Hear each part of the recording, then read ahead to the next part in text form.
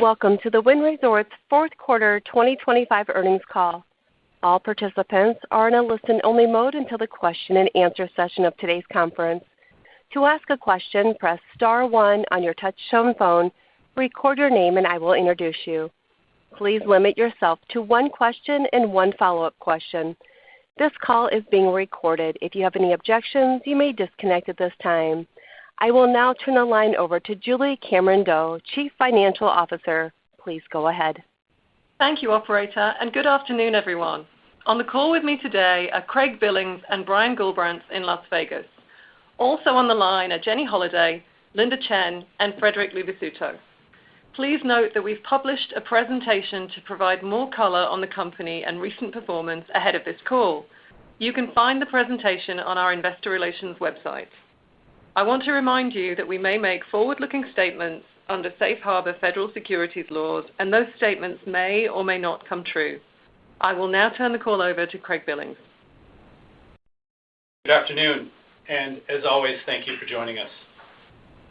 I'd like to start today's call by taking a step back and taking a broader multi-year view of our business and talk about how the company is positioned relative to some of the broader forces shaping the world and our target customer base. We are now a little more than a year out from a meaningful milestone, the opening of Wynn Al Marjan Island. This development is significant for many reasons, but over the long term, its importance as a step forward in our geographic diversification stands out, especially in the context of an increasingly multipolar world. Recent actions in geopolitics, currencies, and metals reinforce our view that multipolarity is not a transient trend. With it comes meaningful shifts in historical patterns of travel, trade, technology diffusion, and capital flows. Increasingly, those patterns are coalescing around a small number of global hubs, notably the U.S., China, and portions of the Middle East. We see this in financial markets, and we see it in the travel patterns of our international customers. At the same time, we are approaching a period of significant change driven by technology and artificial intelligence. Anticipation of those changes is already fueling substantial business formation and wealth creation centered again in the U.S., China, and portions of the Middle East. That expanding wealth creation will continue to drive demand for what Wynn Resorts has always delivered: exceptional product and service for the world's most discerning customers. This brings me to two related capabilities that position us well for the long term: our relentless focus on our core customer segment and our proven ability to develop and operate world-class assets in diverse geographies, thereby allowing us to meet the affluent customer wherever they choose to be. With the opening of Wynn Al Marjan, we are introducing a significant asset into a new and dynamic market. More broadly, we're moving toward a portfolio where we expect over 55% of our revenues will be generated in non-U.S. dollar denominated markets, from assets we developed and operate, each meticulously designed around the most valuable consumers in these key markets. So as we begin 2026, Wynn Resorts is on track to become one of the most globally diversified companies in our industry. That diversification, combined with our brand, customer focus, and proven operating capabilities, leaves us exceptionally well positioned for the longer term. Now, turning to the fourth quarter, Wynn Las Vegas delivered another robust quarter with EBITDA of $241 million. It's important to note that the comparable quarter of 2024 benefited from nearly 31% hold, and thus when normalizing both periods, EBITDA in Q4 2025 was just above the prior year comp. Demand for our product in Las Vegas remained healthy across the board, with drop, handle, and ADR all up year on year. While RevPAR was slightly below last year, the overall results reflect our ability to balance stronger ADRs with modestly lower occupancy in order to optimize the performance of the building. We remain well positioned to do this given our strong competitive positioning and our customer base. More recently, performance in the first quarter has been encouraging, with casino volumes and RevPAR both holding up well. Looking further out, we feel good about the business in 2026. The visibility that we have into forward demand is largely through our group and convention business, which continues to look strong, on pace to grow both room nights and rate relative to 2025. As I mentioned last quarter, we will begin the Encore Tower remodel in the second quarter and expect to lose about 80,000 room nights in 2026. We expect to recapture some of that impact in rate, but the remodel will nonetheless present a slight headwind for the year. Turning to Boston, Encore generated $57 million of EBITDA during the quarter, with lower than normal table hold masking what was otherwise strong fundamental performance, with RevPAR, table drop, and slot handle all up year-on-year, along with tightly controlled OpEx. More recently, demand in Boston has remained healthy into February, aside from specific days impacted by poor weather. Shifting to Macau, this quarter was all about significant volume growth, but unusually low hold in both VIP and mass. The team delivered $271 million in EBITDA, with low VIP hold costing us a little over $16 million in EBITDA. Volumes in the quarter were strong, with VIP turnover up 48% and mass drop up 18%, both year-on-year. While we do not quantify the impact of unusual mass hold in the quarter was below our expectations, and like Las Vegas, Macau also held higher in the prior year quarter, skewing year-over-year comparability. Momentum in Macau has persisted into the first quarter, with volumes in January just above those we saw in Q4. We're also very excited about the upcoming opening of the new Chairman's Club floor at Wynn Palace, a 63,000 square foot addition dedicated to our highest value customers, featuring gaming alongside a suite of bespoke amenities. We expect to be welcoming guests into the space for Chinese New Year. Looking ahead to the rest of 2026, following sustained double-digit market-wide GGR growth in the back half of 2025, we remain optimistic about the future of Macau. Premium segment continues to lead the market, and that is a segment where we are always well-positioned. The expansion of the Chairman's Club at Wynn Palace, along with the refresh of the Wynn Tower rooms at Wynn Macau, further strengthen our ability to capture this demand in 2026 and beyond. Turning to Wynn Al Marjan Island, I'd like to thank those of you who made the trip to join us for our Investor Day in the UAE in December. We hope the visit provided you with a clearer sense of both the scale of the opportunity and the broader dynamics of the region. During the fourth quarter, we reached a significant construction milestone when we topped out the tower at the 70th floor. Construction continues to progress rapidly, with interior fit-out underway in all guest rooms and our iconic exterior glass about 80% complete. The opening of Wynn Al Marjan and the free cash flow inflection that it will bring reinforces our confidence that our best days lie ahead. Before turning the call over to Julie, I'd like to address one final item. As we announced a few weeks ago, Julie will be retiring before the next earnings call. On behalf of the company, I would like to acknowledge her accomplishments as CFO and thank her for her leadership and significant contributions over the past 4 years. Over to you, Julie. Thank you, Craig. It's been such an honor to serve as CFO here at Wynn. We're known for our beautiful buildings and five-star service, but what sets this company apart from all the others are its people, at all levels and across the globe. It's extremely rare to work somewhere where everyone is bringing their A game every day, but that's exactly how it is at Wynn. It's incredibly special. So before I get into the quarter, I'd like to thank each and every one of our employees in Vegas, Boston, Macau, Marjan, and London for all you do to make Wynn the best in the business. Turning to the numbers. At Wynn Las Vegas, we generated $240.8 million in adjusted property EBITDA on $688.1 million of operating revenue during the quarter, delivering an EBITDA margin of 35%. Hold positively impacted EBITDA in the quarter by just over $8 million. OpEx, excluding gaming tax per day, was $4.6 million in the quarter, up 4.1% compared to the prior year, largely due to incremental costs related to payroll, higher repair costs, and bad debt expense. Turning to Boston, we generated adjusted property EBITDA of $57 million on revenue of $210.2 million, with an EBITDA margin of 27.1%.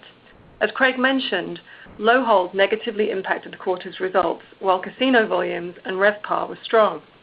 Slot revenues were strong, up over 2%, setting a new record for Boston. We maintained our discipline on the cost side with OpEx per day of $1.18 million, up less than 1% compared to Q4 2024, despite continued labor cost pressures in the market. The Boston team has continued to do a great job of mitigating union-related payroll increases with cost efficiencies in areas of the business that do not impact the guest experience. Our Macau operations delivered adjusted property EBITDA of $270.9 million in the quarter on $967.7 million of operating revenue, resulting in an EBITDA margin of 28%. Lower than normal VIP hold impacted EBITDA by just over $16 million in the quarter, and though we do not report EBITDA normalized for mass hold, our mass hold in Q4 was about 250 basis points lower than the prior year quarter, impacting our overall EBITDA margin. OPEX excluding gaming tax was approximately $2.85 million per day in Q4, with the increase from Q4 2024 driven primarily by a full quarter of Gourmet Pavilion-related costs, normal cost of living expenses, and variable costs driven by healthy business volumes. In terms of CapEx in Macau, back in Q2, we initiated 2 projects, as Craig mentioned, an expansion of the Chairman's Club gaming area at Wynn Palace and a refresh of our Wynn Tower rooms at Wynn Macau. The impact of those projects on CapEx continues into 2026. For the full year 2026, we expect to spend a total of $400 to $450 million, with several concession-related projects awaiting government approval. Moving on to the balance sheet, our liquidity position remains very strong, with global cash and revolver availability of $4.7 billion as of December 31. This was comprised of $2.9 billion of total cash and available liquidity in Macau and $1.8 billion in the U.S. The combination of strong performance in each of our markets globally, with our properties generating over $2.2 billion of adjusted property EBITDA, together with our robust cash position, creates a very healthy consolidated net leverage ratio of just over 4.4 times. Our strong free cash flow and liquidity profile also allow us to continue returning capital to shareholders. To that end, the Wynn Resorts Board has approved a quarterly cash dividend of 25 cents per share, payable on March 4, 2026, to stockholders of record as of February 23rd. Our recurring dividend highlights our focus on and continued commitment to prudently returning capital to shareholders. In terms of CapEx, we spent approximately $171.2 million in the quarter, primarily related to the Fairway Villa renovations, Zero Bond and Sartiano's in Las Vegas, the new Chairman's Floor at Wynn Palace, the hotel tower refurbishment at Wynn Macau, and normal course maintenance across the business. In addition to that figure, we contributed $79.2 million of equity to the Wynn Al Marjan Island project during the quarter, bringing our total equity contribution to date to $914.2 million. We also continue to draw on the Marjan construction loan with a drawn amount to date of $769.6 million. We estimate our remaining share of the required equity, including the new Janui project, is approximately $450 to $550 million. With that, we will now open up the call to Q&A. Thank you. To ask a question, please press star 1 on your touchtone phone. Unmute your phone, record your name clearly after the prompt, and I will introduce you for your question. Please limit yourself to 1 question and 1 follow-up question. To withdraw your question, press star 2. Our first question comes from Dan Politzer with J.P. Morgan. Your line is open, sir. Hey, good afternoon, everyone. And Julie, congratulations on the retirement, and thanks for all the help these past few years. First question on Vegas. Some of your peers have been fairly upbeat on the path for higher-end luxury properties to grow in 2026. And I recognize, Craig, you mentioned the limited booking window and visibility outside of group and convention, as well as the Encore Tower disruption. But I guess as we think about those puts and takes and your level of confidence in this high-end customer, the strength you're retaining or maintaining here, how do you think about the path to growing in Vegas in 2026? Sure. It's kind of funny because I feel like we've spent the past few years trying to convince people that we weren't going to decelerate. And we've continued to hold up very, very well. If you look at the drivers in 26, I noted the headwind of the rooms that'll be out of service, and certainly I expect that will impact us. Again, we'll try to pick up some of that in rate, but the group business is doing really, really well, which of course in turn allows us to yield in the other segments. And so as long as the group pace plays out as we expect it will, strongly expect it will, we feel good about our ability to continue to price rooms. Gaming volumes, you can see gaming volumes in the quarter, and that gives you a sense for how tables and slots are holding up. So we feel good about our ability to perform really, really well in 2026. I mean, by any kind of historical standards, Wynn Las Vegas is absolutely crushing it. So, we don't see anything at the moment that would change our view on our ability to continue to do so. Brian, would you add anything to that? No, I'd say so far our key business indicators are all positive, but as mentioned, the out-of-order rooms will certainly be a challenge in the latter half of the year. Got it. That makes sense. And then just in terms of the OpEx, Julie, I think you touched on Macau taking a little bit higher. In Vegas, I think that there's been a little bit of an increase there too. Is there any kind of parameters through which to think about the OpEx growth in Vegas as well as Macau for 2026? Yeah, I mean, I'll start with Vegas and move on to Macau. So, I mean, the team in Vegas remains incredibly disciplined on OpEx, and we did raise our outlook last quarter to $4.3 to $4.5 million outside of major event periods. We ended up slightly above that range at $4.6 million in Q4. It's a very heavy event period with Formula One, Concours, New Year's, and a busy convention calendar. We also continue to see normal wage inflation in the union and non-union areas of the business. But otherwise, we're managing OpEx very tightly. And in terms of the outlook, we're not changing our expectation for OpEx to be in that $4.3 to $4.5 million per day range outside of major event periods. If I move on to Macau, Macau, obviously, as we said on the call, we've got a full quarter in there of the Gourmet Pavilion. And we've had some, obviously some cost of living increases going on in there as well. We once again saw the variable impact of higher business volumes in the quarter because we had very strong volumes in the quarter. We raised our OpEx per day expectations last quarter to be in the range of $2.7 to $2.9 million, and we're aligned with that number.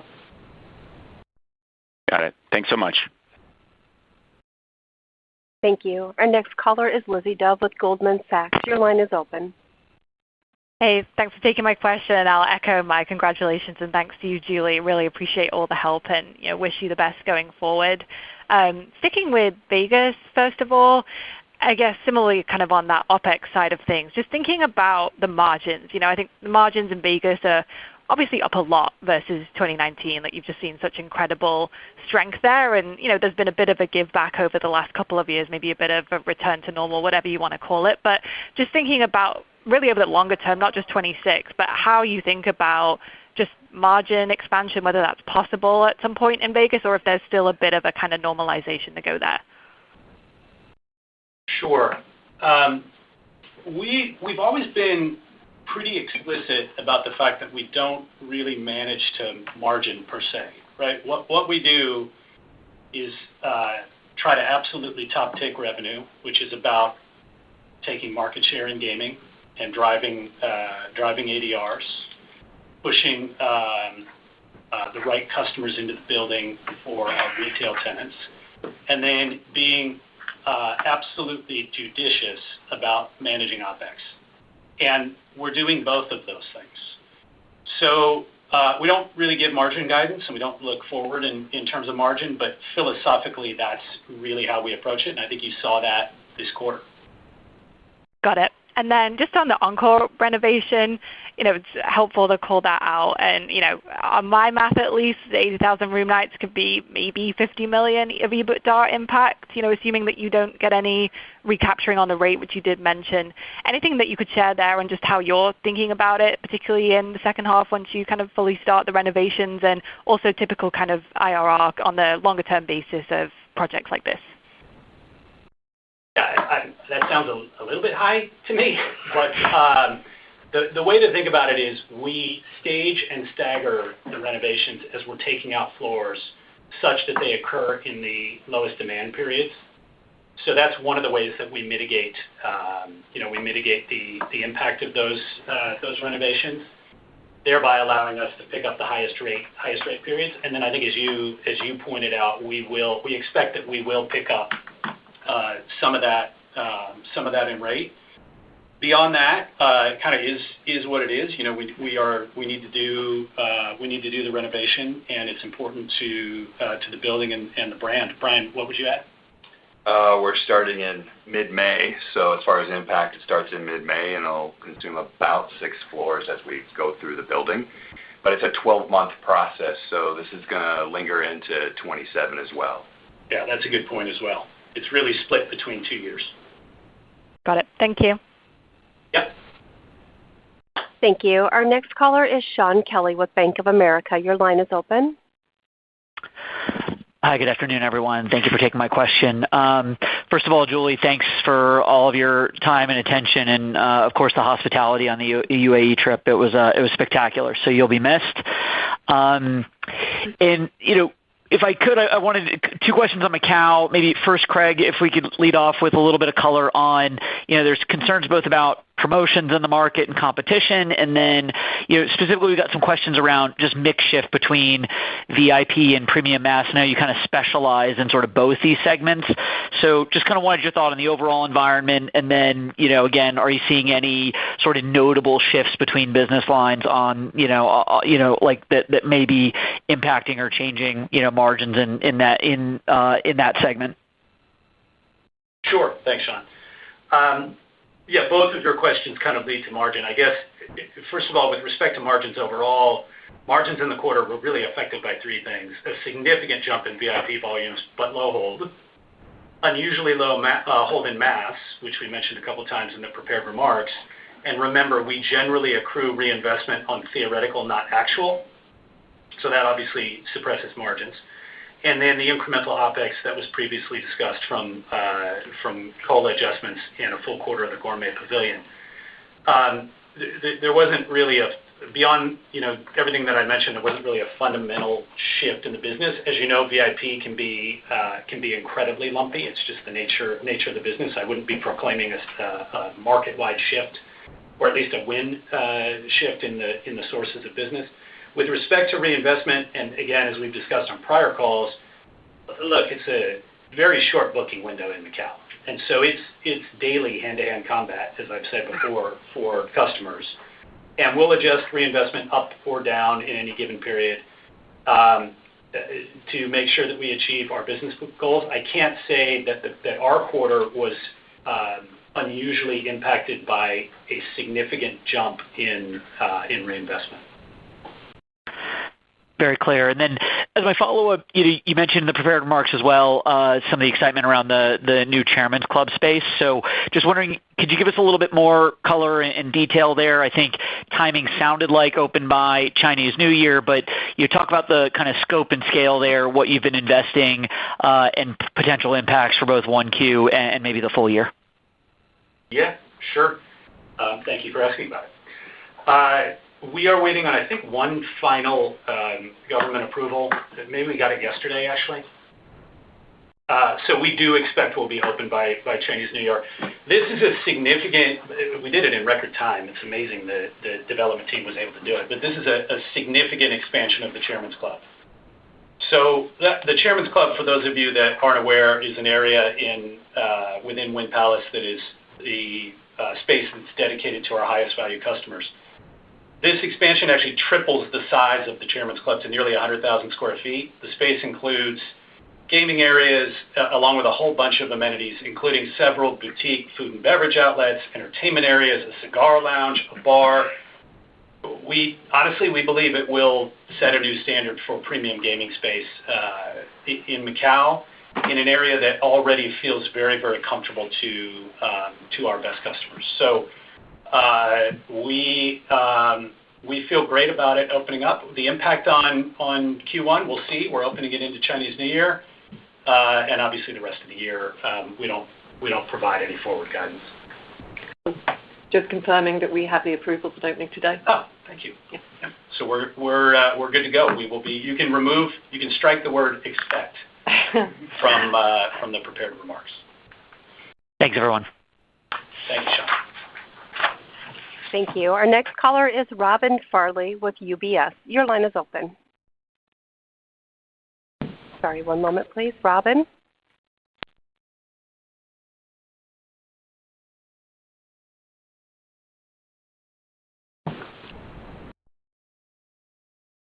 We'll go to the next caller. John DeCree with CBRE, your line is open.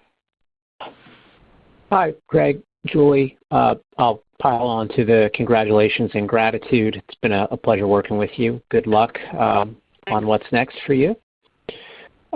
Maybe to stick with Las Vegas, kind of ask the kind of consumer question a couple different ways, but with lower occupancy, obviously rate was up, but I think it's impressive.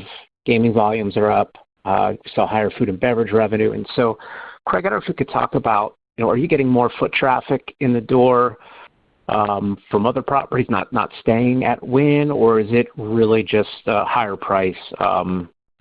Anything you could say about gaming volumes and F&B revenues being up, despite a little bit lower occupancy in the hotel?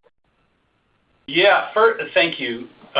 First, driving rate over occupancy is an incredibly intentional strategy. It's not a strategy that we're doing because it's being hoisted upon us, right? When we drive rate over occupancy, we can change our restaurant opening hours. We can staff the building differently, and we can really push EBITDA.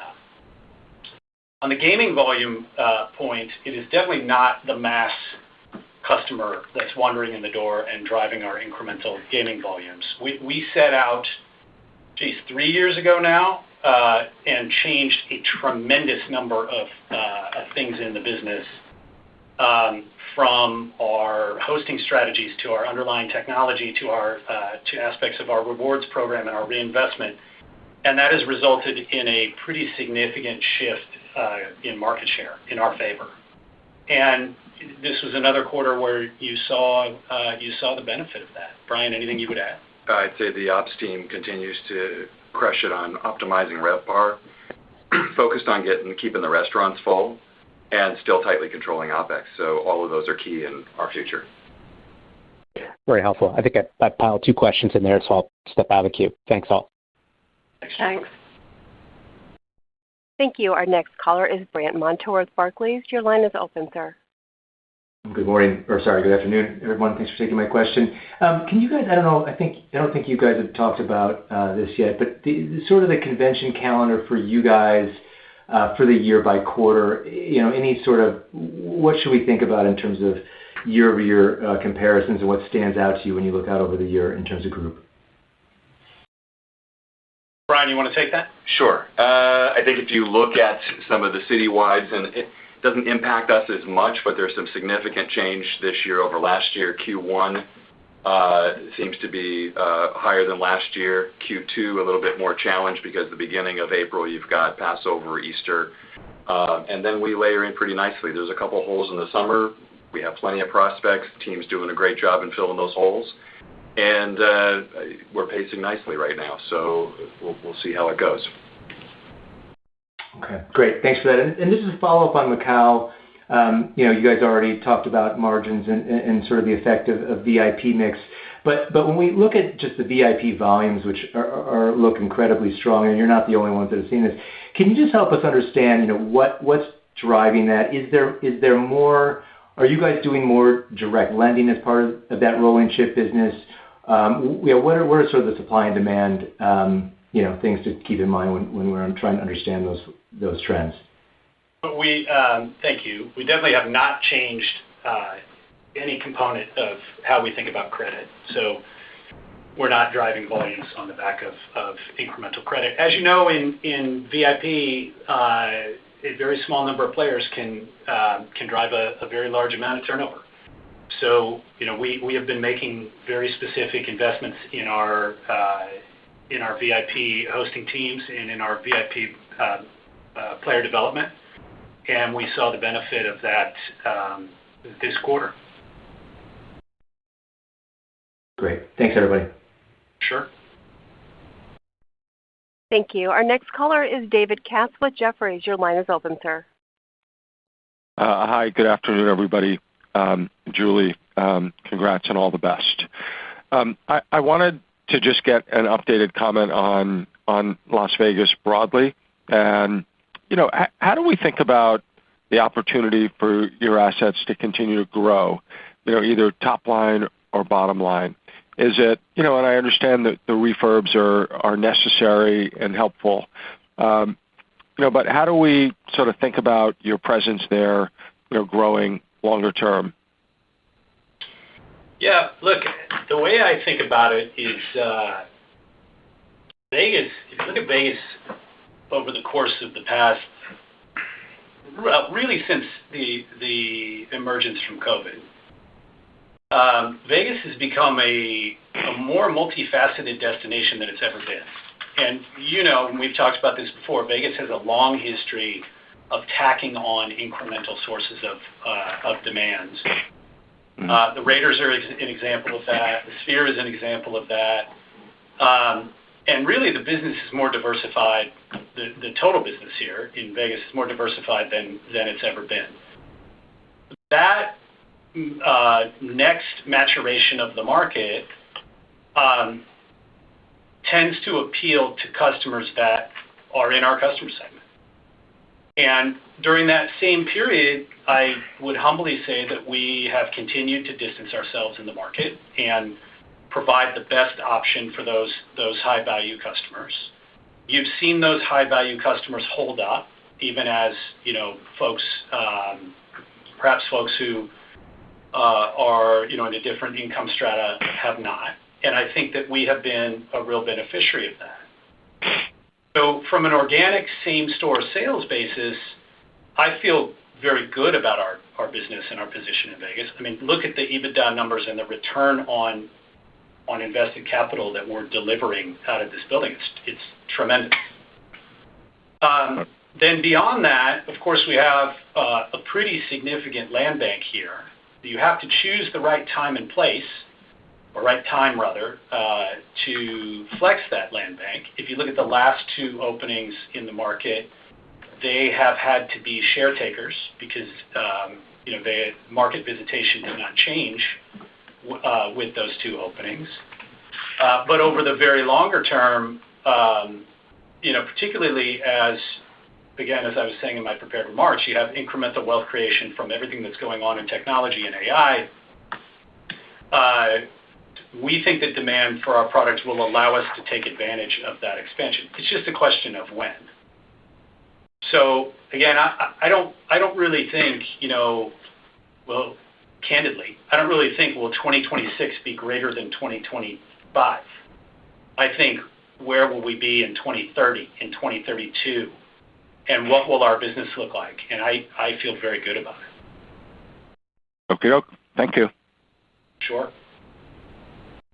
Thank you. Our next caller is Chad Beynon with Macquarie. Your line is open, sir. Hi, good afternoon. Thanks for taking my question. And Julie, congrats on all your accomplishments as well. Wanted to ask, unfortunately, maybe more of a near-term question just around 2026. I know a lot of the lodging companies and event centers are talking about the World Cup impact. I know it's making its way through Boston for a couple weeks, and then obviously in Los Angeles and other cities where international customers could be here and maybe frequent your properties. I guess my question is, do you think there could be an impact or maybe a spark that we haven't seen from maybe some international customers coming back into the market and then frequenting your properties? Thanks. Sure. It's a good question. In Boston, for sure, the direct impact there I would expect would be on ADR. In Vegas, we have an entire strategy that we have developed to take advantage of the proximity of the World Cup. That's a very targeted strategy because we don't need kind of the mass volume to make their way here. And so certainly we will take advantage of that and make sure that we are able to ghost on the event, if you will. Does it impact how we think about 2026? Maybe on the margin, but I don't think I'd be calling it out as a specific driver of the year. Okay, thanks, Craig. And then as it relates to AI, you talked about just the wealth effect that could improve your customers' wealth over the next couple of years and then drive drive business to your properties. But what about internally in terms of tech that you guys are using, either in-house or with certain vendors to help, whether it's search or content, kind of product on the floor? Do you think we will see an improvement in 26 versus 25 that could either help on the revenue or margin side? A great question. How much time do we have left in the call? Okay, so first of all, we're already seeing the effect of that wealth creation. We already have customers that are spending time with us that have had wealth created through everything that's going on with artificial intelligence. So this isn't something that I'm just kind of forecasting out of my head. I mean, we can see it. And it's not, and in the long run, I don't anticipate that will just be here. I anticipate that will be in Wynn on Marjan Island, where you have the UAE being extremely aggressive in terms of AI infrastructure and AI model development. And so I think that will benefit us there as well, and I think it will benefit us in Macau as a new generation of wealth is created in China. On the internal side, our approach to date, we worked under the presumption initially that anything that was focused on OpEx efficiency would be packaged up and sold to us because that's where everybody was going to head first. And that has kind of proven to be the case. I think with respect to that, and look, anybody who watches CNBC, particularly today, is going to tell you that there is a general feeling that we are finally at a tipping point with respect to the models. And I believe that to be true. And so I think from a OpEx efficiency perspective, you will start to see gains over the course of, the next several years. What I think is underappreciated in the enterprise is the amount of plumbing that goes into how all the applications that we utilize, the data, the databases that we utilize are connected. And so that plumbing doesn't change overnight, and so that takes time. But I'm certain that will happen. So if we weren't focused on the OpEx side, what were we focused on? We were focused really on customer delight. And so that really comes down to personalization, where we've rolled out several things. I won't get into the details on this call for competitive reasons, but where we've rolled out several things that have had a meaningful impact, we believe, on retention. We focused on improving the underlying machine learning and modeling for our reinvestment. That's true here and in Macau. And that has certainly had an impact. I believe you can see that showing up in gaming volumes. So, it's a little bit of everything. Oh, and then the last piece I would say, I think if you're watching the markets, you may have seen TripAdvisor was trading off heavily today, citing the impact of what's called GEO, Generative Engine Optimization, on a business that is very SEO, Search Engine Optimization, dependent. So we've been on that for probably about a year now, making sure that our discoverability, and that's from a hotel sales perspective primarily, food and beverage as well, but mostly hotel sales, that our discoverability would be absolutely top-notch as GEO starts to take over SEO. So there's really, honestly, there's 100 things that will ultimately come out of all of this. I'm not going to put us in a position where we're talking about impact on, well, I'll never put us in a position where we're talking about impact on margins, but it certainly will show up. Thanks, Greg. Appreciate it. You got it. Thank you. Our next caller is Stephen Wazinski with Stifel. Your line is open, sir. Yeah, hey, guys. Excuse me. Good afternoon, and congrats, Julie. Hope you have a great retirement. Not sure if I missed this or not, Craig or Julie, but if we think about Macau margins in the fourth quarter on a more normalized basis, meaning hold normal and VIP mass, OpEx is quasi-normalized. Based on our quick math, is it safe to say those margins would have been pretty close to the 31.5% margin that was posted in the fourth quarter of 24? Am I kind of thinking about that the right way? You're a little above where we would put them. We would probably put them somewhere around 30. Okay. 30.5. Yep. Okay. Thanks, Craig. And then I'm not sure how much you'll say, Craig, or not, given that we're kind of in the first quarter, but Chinese New Year obviously starting up in the next couple days. Would you give any kind of high-level view on kind of where you guys are booked at this point, or what do you think demand is going to look like? Yeah, booking pace is good. We feel very, very good about where we are. And with the opening of Chairman's Club at Palace, we feel like we have something new and shiny that will delight our best customers. So we're feeling good about Chinese New Year. We do, and we've called this out, I think, kind of ad nauseum now, but we do run into capacity constraints around these peak periods based on table count. That doesn't affect our best customers, obviously, but on the more base mass side, we do. But we feel great. Okay, gotcha. Thanks, Craig. Appreciate it. Sure. Thank you. Our next caller is Trey Bowers with Wells Fargo. Your line is open. Hey, guys. Thanks for the question. Great to see you on the trip a couple months ago.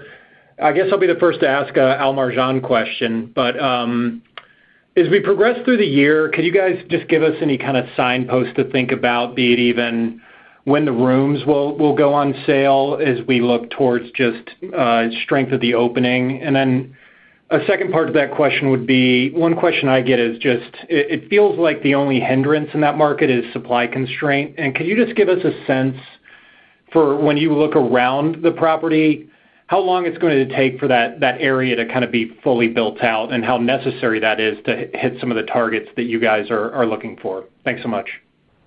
Sure. The signposts along the way, we'll release them in press releases. I mean, we put out construction updates every now and again, and then we update folks on this call. With respect to when rooms will go on sale, that's the subject of discussion right now, but if I had to spitball it at this point, it would be late Q3, early Q4. You are correct that it would be great to have a bunch of incremental room capacity. We are not dependent on that incremental room capacity to meet our base case. I want to be very, very clear about that. What we said when we were in the UAE was that meeting the outperformance numbers or beyond would certainly require incremental hotel capacity. Those of you that were there saw that construction happening. So the construction is absolutely happening. I don't expect a material uptick in the room count prior to our opening. I mean, we are but a year and a few months out at this point. But shortly thereafter, I would expect incremental rooms to come online. Our strategy to deal with that in the short run and ultimately the long run is to have a very, very strong transportation program and effectively utilize adjacent cities as a source of day-to-day visitation. And so we're being very, very thoughtful on the transportation side. So just to reiterate, base case unaffected, but we certainly would like incremental hotel rooms to come up, and they are coming up. Great, thanks. And I guess just a quick follow-up just to ask about my town. We saw in some of the trade rags that maybe a hotel expansion here in Boston was back on track. I didn't see anything in the slide deck and referenced anything planned for Boston, but could just you guys walk through any expectations around anything you want to do in this market? Thanks. Sure. Thank you for that. Yeah, there was a bit of misreporting actually in a number of those articles. So let me clarify. We're not developing hotels on our balance sheet. Rather, we own some 16 acres of land adjacent to Encore, and we are contemplating providing a portion of that land under what is effectively a land lease. So to that end, we entered into an MOU with the City of Everett outlining certain things that we would each do to facilitate that development. And really, this is part of a broader vision for the neighborhood, including a potential rail stop and, of course, a possible Major League Soccer stadium very, very close to Encore Boston Harbor. So to be clear, we're not developing those hotels. We would be a land lease lessor. The hotels themselves would drive benefit to Encore Boston Harbor, and we would be excited about that. But that's what we're up to. Thanks, guys. Thank you. Our next caller is Ben Chaiken with Mizuho. Your line is open, sir. Hey, thanks for taking my questions, and just wanted to echo the previous comments. Maybe just follow up on UA. Recognizing you've provided us with a high-level financial framework, can you give us your latest thoughts on the mix of F&B, entertainment versus gaming, and then some of the swing factors as you see it today? Thanks. Sure. I mean, we've outlined our expectations for the market in a base low and upside case. Beyond that, obviously, on the gaming side, the market is extremely supply constrained. We're kind of it for quite some time. I think we've said in the past we expect that market to have many attributes that are consistent with Las Vegas, which is very, very strong non-gaming demand. So the balance there really is how we utilize our room base. Vegas, where the vast majority of our revenue is non-gaming. Macau, where the vast majority of our revenue is gaming. I wouldn't expect it to be at either of those poles, but it will really come down to the tension of how we utilize those rooms. So you'll see in the numbers that we provided very healthy gaming revenues representing the productivity of the casino and also the supply-constrained nature of the market, but you'll also see a healthy balance of non-gaming revenues reflecting substantial ADRs and a substantial willingness to spend in that market for food and beverage. Helpful. Thank you. Thank you. Our next caller is Steve Pizzella with Deutsche Bank. Your line is open, sir. Hey, good evening, and thank you for taking our question, and also wanted to say congrats to Julie. Maybe just following up on Al Marjan as we continue to get closer to the opening, can you share how your database continues to shape up and the efforts to build the pipeline to get the right people to the property when it opens? Sure. On the hosting side, we started building our hosting infrastructure, a year and change ago, when we started bringing on very senior folks with regional experience. So the kind of one-to-one relationship marketing has been well underway, and I would say that general awareness among high-value players regionally is extremely high. I mean, we've been getting approached by people in pretty far-flung places asking when the property will be open. On the mass market side, we have begun, primarily through digital, building a database and creating awareness. We are communicating with those folks regularly in anticipation of the opening. And I think that will be additive. So we're doing a lot, long story short, to build the database, but the awareness among people who are both gaming customers and non-gaming customers in the market, the unaided awareness is actually quite high. So I don't want to be flippant about it and say, we don't need to build a database, because we absolutely positively do, but we're feeling pretty good about people showing up the day we open the doors. Okay, great. Thank you. Okay, operator, the next question will be the last. Thank you. Robin Farley with UBS. Your line is open. Great. Hopefully you guys can hear me. I wanted to circle back to your comment about Macau and reinvestment. I know you said there wasn't a significant jump, and I think that was in your reinvestment spend. Can you talk a little bit more broadly about what you're seeing in the environment? Others are talking about, how much more competitive it's gotten. Are you seeing that stabilize in terms of what others are doing, even if your own reinvestment rate has not had a jump? Thanks. Sure. I won't specifically comment on our perception of others' reinvestment rates. I would say that there has been at least one operator in the market who has publicly stated that they are driving incremental reinvestment. I think you naturally get responses to that. I think you're really talking about a band market-wide. You're talking about a band of 200 basis points in reinvestment, when you talk about reinvestment moving up and down.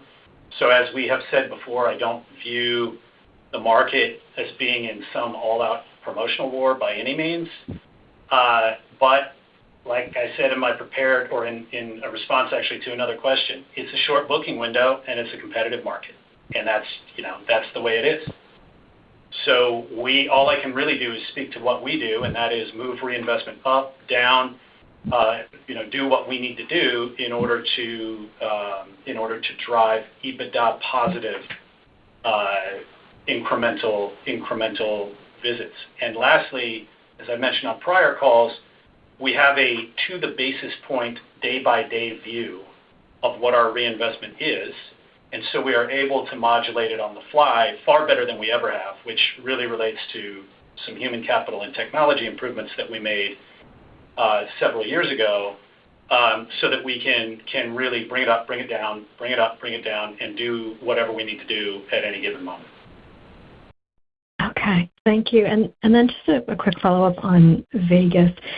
Craig, in your comments, when you were sort of talking longer term about demand and growth in 2030 and all of that, you kind of wrapped it up by saying, so you were making the point that you think about growth longer term, but you made a comment about 26 maybe not being greater than 2025, and I didn't know if that was just like a theoretical making the point that you weren't as focused near term, and I know you don't guide, but is the expectation, given the room remodel disruption, it would be reasonable to think that EBITDA would be down year over year? Is that sort of a takeaway that we should have from that comment? My comment was purely theoretical. I'm simply pointing out that, look, this is true in Macau, this is true in Vegas, right? We don't control the market. We control our share of it. And so everything we do every day is designed to be a share taker, hold share and be a share taker. That manifests itself in two ways: gaming volumes and ADR. And by all measures, I think we've shown that we are very successful in that strategy. And so opining on 26 for us is actually opining on the market. And I'm not going to opine on the market. In fact, you all spend a lot more time analyzing market level trends, quite frankly, than we do per se, because we are thinking about how to deliver the absolute best product so that we can top tick our own EBITDA. But my comment was purely designed to illustrate the fact that we're thinking about an arc that is 5 to 7 years out. Okay, great, understood. Thanks. Sure. Well, thank you for joining the Wynn Resorts Q4 earnings call, and thank you for all the kind words. We appreciate your interest in the company, and the team looks forward to talking to you again next quarter. Thank you, everybody. And thank you for participating on